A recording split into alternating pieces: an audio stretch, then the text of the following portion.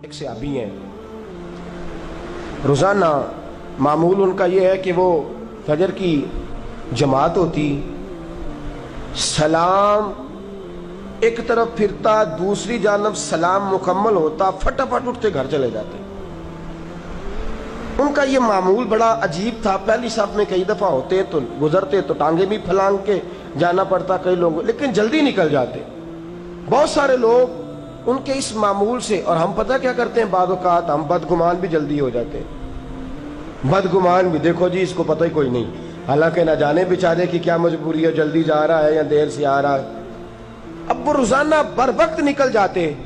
صحابہ کرام علیہ مریدوان میں سے اکثر کے ذہن میں خیال اٹھتا کہ یہ اتنی جلدی کو چلے جاتے ہیں، دعا ہونی ہے، اللہ کے محبوب صلی اللہ علیہ وسلم تشریف فرمائے، اور جب تک حضور گھر کی طرف قصد نہیں فرماتے، ارادہ نہیں کرتے، صحابہ بھی بیٹھے رہتے ہیں، یہ اتنی جلدی کیوں چلے جاتے ہیں؟ سلام، نماز کا سلام پھرا ہے، اٹھ کے فوراً نکل گئے۔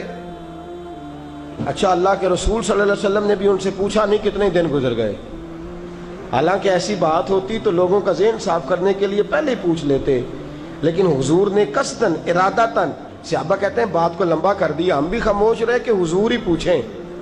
ہم نبی کریم کی موجودگی میں سوال و جواب نہیں کرتے تھے، اپنا آپ پیش نہیں کرتے تھے۔ رسول کریم صلی اللہ علیہ وسلم نے کئی دنوں کے بعد کھڑا کر لیا۔ توجہ ہے آپ کی؟ میری بات کی سمجھ آ رہی ہے؟ کھڑا کیا اور حضور نے فرمایا آپ جلدی کیوں چلے جاتے ہیں؟ جلدی کیوں چلے جاتے ہیں؟ کہا یا رسول اللہ صلی اللہ علیہ وسلم، میرے 3 4 سال کے 2 بچے ہیں، اور حضور جب نماز کی ادائیگی کے بعد جاتا ہوں تو جا کے انہیں جگاتا ہوں۔ حضور نے فرمایا اگلی بات کیا ہے؟ کہا یا رسول اللہ، میرے ہمسائے کے صحن میں کھجوروں کے درخت ہیں، سویرے ٹھنڈی ہوائیں جب مدینے کو چھو کے گزرتی ہیں اور برکت لے کے جاتی ہیں، تو یا رسول اللہ کھجوریں میرے صحن میں گر جاتی ہیں۔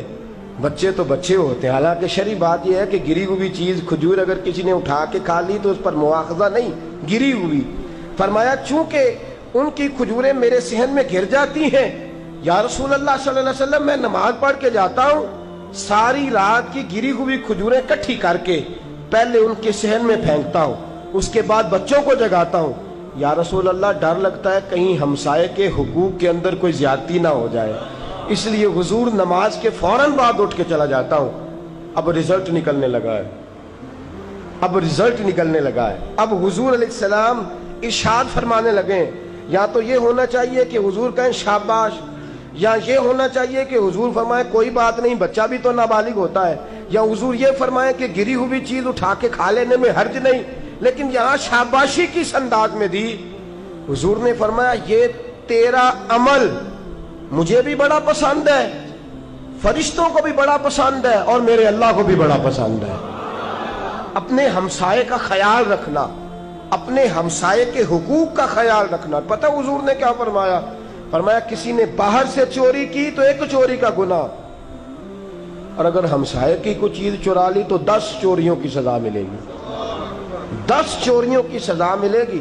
اگر ایک پیالی بھی رکھ لی ہمسائے کی، تو ایک چمچہ بھی چھپا لیا ہمسائے کا، اور ہمسائے کا اگر تکیے کا ایک غلاف بھی ہمارے صحن میں گر گیا اور ہم نے واپس نہ کیا تو 1 چوری نہیں 10 چوریوں کی سزا ہوگی۔ ہمسایہ ایک سائے میں رہنے والا، اس کا جو کردار اور اس کے جو افعال ہیں، ضروری نہیں کہ وہ بھی آپ کے ساتھ اچھے ہوں، آپ نے اپنا کردار پیش کرنا ہے، آپ نے اپنی طرف دیکھنا ہے۔ اللہ کے رسول صلی اللہ تعالی علیہ وسلم نے فرمایا وہ شخص مجھ پر ایمان نہیں لایا جس کی شرارتوں سے اس کا ہمسایہ ہی محفوظ